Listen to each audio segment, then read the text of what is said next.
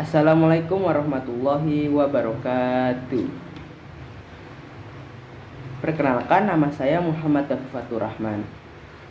Tujuan presentasi saya hari ini untuk menjelaskan sel dan menceritakan kegiatan saya minggu ini.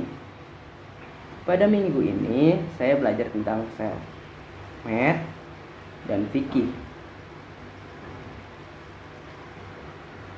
Sel merupakan unit struktur terkecil dari organisme hidup. Sel dibagi menjadi dua, yaitu uniseluler sel dan multiseluler sel.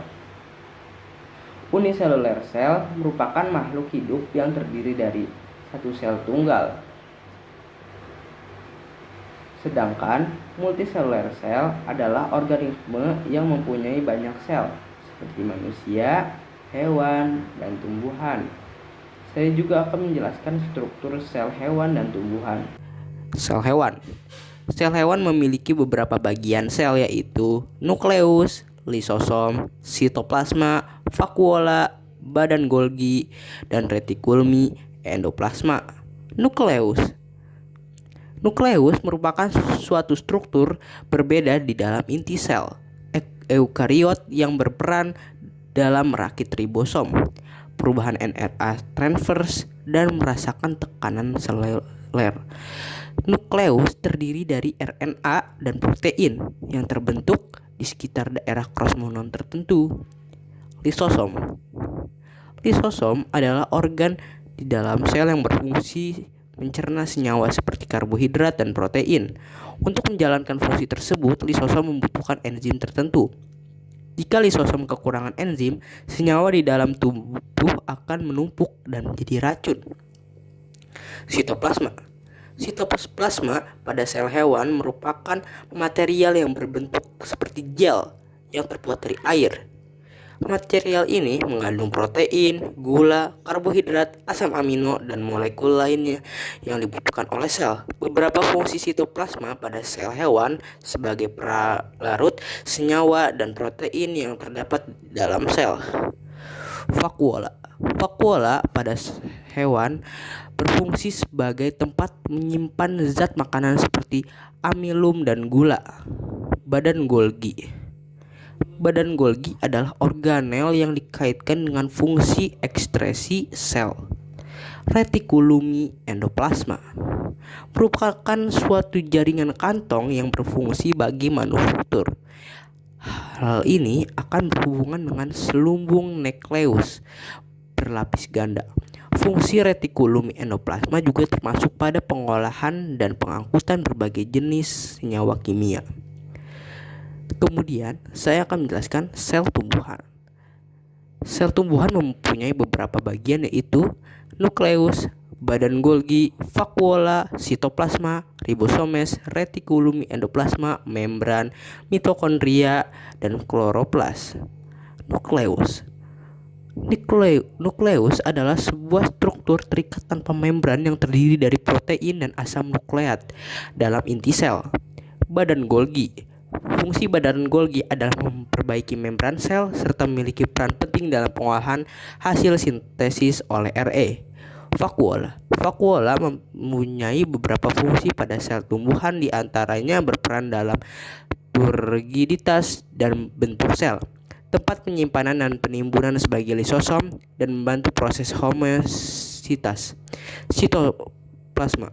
Fungsi utama sitoplasma adalah sebagai media atau wadah bagi organel-organel sel yang dibutuhkan oleh sel dan inti sel. Ribosomes pada sel tumbuhan adalah sebagai tempat berlangsungnya sintesis protein. Retikulum endoplasma adalah organel yang merupakan bagian dari sel eukariot dan memiliki peranan yang sangat penting. Fungsi retikulum endoplasma adalah memproduksi, memproses, sekaligus sarana transportasi protein, transmembran, dan lipid untuk membran sel, beserta berbagai komponen sel lainnya. Membran sel pada tumbuhan sangat penting, berperan sebagai pelindung dan jalan lalu lintas transportasi berbagai molekul masuk ke dalam dan keluar dari sel. Mitokondria Fungsi mitokondria itu penting banget untuk sel karena sebagai tempat replikasi seluler, menghasilkan energi atau ATP dan molekul pembawa energi siap pakai. Kloroplas. Kloroplas merupakan organ sel yang berfungsi sebagai tempat berlangsungnya proses fotosintesis. Di sini, kloroplas menyediakan tempat-tempat untuk proses aktivitas fotosintesis.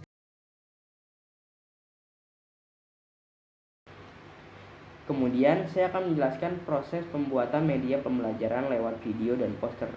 Pertama-tama, saya akan membuat poster terlebih dahulu lewat Adobe Illustrator. Kemudian, saya melukis skripsinya lewat aplikasi Microsoft Office, lalu membuat animasinya di PowerPoint. Lalu, edit di aplikasi KineMaster.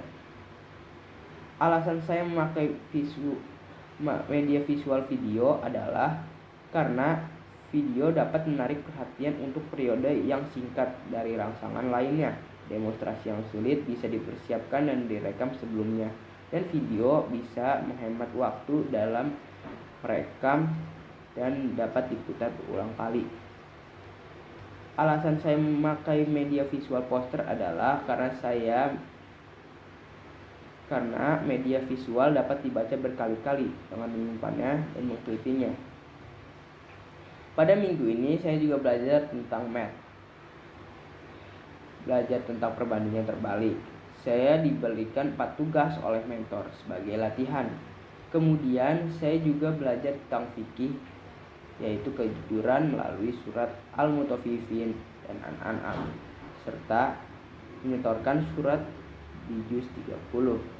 Saya juga belajar mengevaluasi proyek teman saya tentang media pembelajaran sel. Sekian dari saya. Terima kasih kepada kedua mentor saya, yaitu Kak Agung dan Kak Hemi, yang telah mengajar saya. Wassalamualaikum warahmatullahi wabarakatuh.